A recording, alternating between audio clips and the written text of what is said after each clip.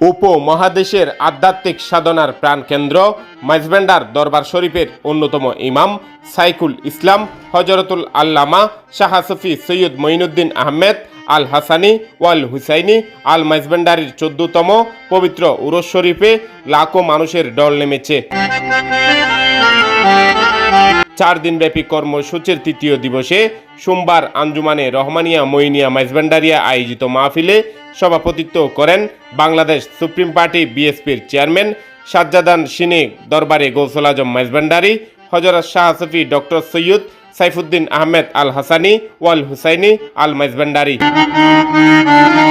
মাহফিলে বিশেষ অতিথি ছিলেন মঈনিয়া যুব ফোরামের প্রধান উপদেষ্টা শাহজাদা সৈয়দ মাহবুবে মঈনুদ্দিন মাইজভান্ডারি, সংগঠনের সভাপতি শাহজাদা সৈয়দ মাসুকে মঈনুদ্দিন মাইজভান্ডারি, আঞ্জুমানের মহাসচিব খলিফা শাহ মোহাম্মদ আলমগীর খান মাইজভান্ডারি ও হজরত সৈয়দ মঈনুদ্দিন আহমেদ মাইজভান্ডারি ট্রাস্টের মহাসচিব অ্যাডভোকেট কাজী মহসিন চৌধুরী।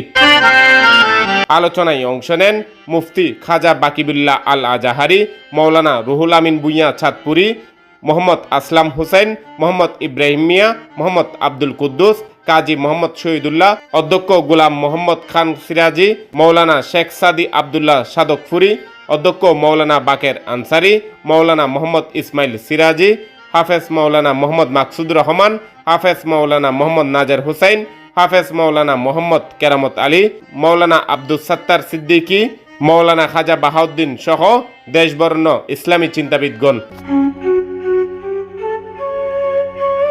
মঙ্গলবার রাতে আখিরি মোনাজাতের মাধ্যমে 4 দিনব্যাপী পবিত্র উরস শরীফের সমাপ্তি হবে।